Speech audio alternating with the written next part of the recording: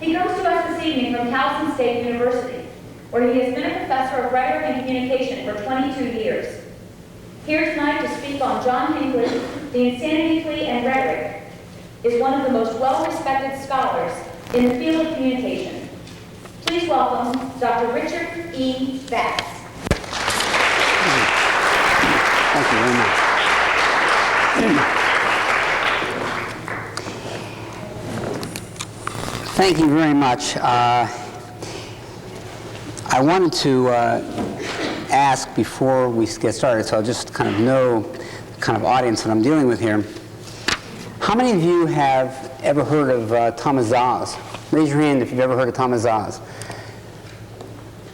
Now that's about, I guess that's about 1/15 of the group here. Well, let me ask you, how many of you know what the term metaphor means? How many of you know what the term metaphor means? Well, I'm going to ask you a question.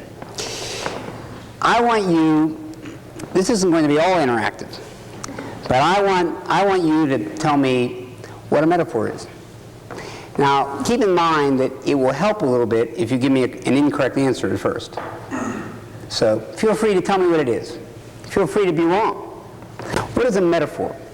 Anybody have an idea what a metaphor is? A comparison using like or as, or is that a simile? That's a simile. So it's a comparison. To me, a simile is a metaphor. So, therefore, a metaphor, in your view, is a comparison. Now, can you give me, well, don't feel too good because I don't like the right answers. Can you give me some examples of some metaphors? I.A. Richards is a famous philosopher of language who claims that language is so inherently metaphorical that you cannot help but use metaphors as you speak. Can any of you think of a metaphor, or would you rather we cross that bridge when we come to it? I mean, can any of you think of a metaphor? Any of you have any idea what a metaphor would be? Yes?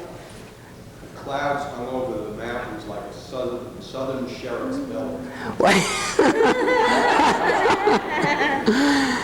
That seems to be directed toward a particular part of the country. All right. So the clouds were like a sheriff's belly. Can anybody think of some other metaphors? Can anybody think of some other metaphors? Other metaphors? Pardon me? Love is like a rose. Or if you want to make the simile metaphor distinction, say love is a rose. It might even make a good song, who knows? All right, love is a rose. What are some other metaphors? What are some other metaphors that you think might be good? What are some other metaphors? What are some other metaphors? You probably thought that I was going to be speaking tonight, didn't you? Well, it's going to be you. What else? What are some other metaphors? Anybody else think of a metaphor?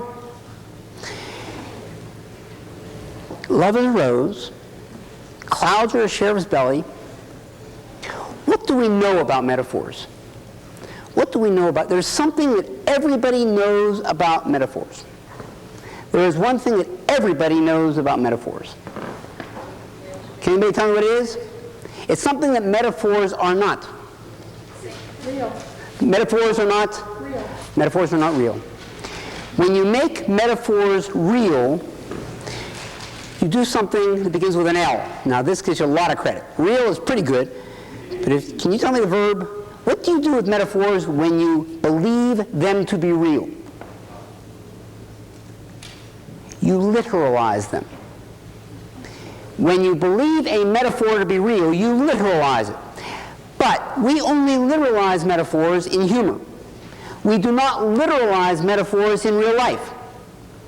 Who can think of something in the popular culture? This may be dating myself. There's a famous comic who years ago had a situation comedy in which he literalized metaphors. That was part of the humor of the comedy. Can anybody tell me what it was? Robin Williams? I heard it? Mork and Mindy. In Mork and Mindy, he would literalize metaphors. Somebody would say to him, can't cross a bridge until we come to it. And he'd say, well, of course, how can you cross a bridge before you come to it? He would literalize metaphors. Now, why would it be funny that he would literalize metaphors? Why would it be funny that he would literalize metaphors? Because the storyline had him in what role? An alien. An alien. So an alien, not familiar with the language, although somewhat familiar with the language, I'm not sure how they determine how much language he'd be familiar with, but an alien who is not familiar with the language will take metaphors as reality and therefore literalize them. None of us does that. We do not literalize metaphors. When we do, it is humor. By the way, it's not like only Mork and Mindy. What are some other movies in popular culture that have used literalized metaphor as part of the humor? Anybody know? Short Circuit. Short Circuit? I think they're a foreign guy in that movie. Okay. Took everything to be. Because he's foreign, Yeah. right? Police Story, literalized metaphor. Leslie Nielsen has been in a number of shows that have literalized metaphor. But we don't literalize metaphor. If a coach yells, "Play your guts out," he doesn't have a gastroenterologist there in case they actually do so. He knows he's just using a metaphor. Well, and I should say that if you call somebody an ass, you're not going to call a proctologist to help this person. But these are examples of how you do not literalize metaphor. Well, what does this have to do with Thomas Szasz? Thomas Szasz argues that mental illness is a literalized metaphor. That when people act strangely or unusually, we say that they have an illness. Not because there has been any illness corroborated, not because there's been any illness confirmed, but because it's like being ill. It's like being ill. And that mental illness is a literalized metaphor. And, he argues, there are consequences to our taking mental illness literally. If you believe that unusual behavior constitutes illness, and by the way, we are talking about a large percentage of the people. According to the American Psychiatric Association, their current claim is that 50% of the population is now or at some time will be mentally ill. That's a lot of people. 50%. If you all want to look to the right of you, it's one of you too. If you literalize mental illness, then you're going to train people who take care of mental illness in illness. Now, Szasz argues that there is no such thing as mental illness. Some of you will find this hard to imagine because some of you know people who are, for example, schizophrenic, who hear voices, who seem to talk to themselves. What about those people? Well, it might be that those people have a brain disease. But those people, Szasz would argue, do not constitute 50% of the population. So what you have is you have a smuggling of the terminology from a small group of people to a large group of people.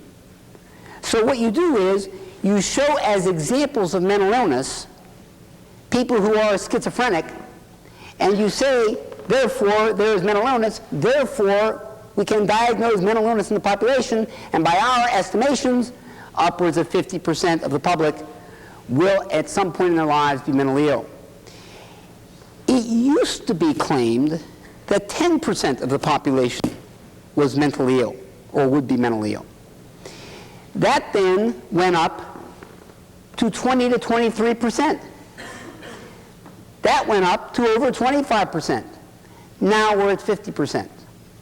What new discoveries have transpired that have raised the level of our estimation of mental illness? Well, there haven't been discoveries that have raised our estimate of mental illness. When you're talking about schizophrenia, you're talking about less than 1% of the population, even by those who believe in it and believe it's easily diagnosable. So what you have is a situation where you have an increase in the number of people who can be called mentally ill at any given time because there is no boundary by any kind of pathological measure.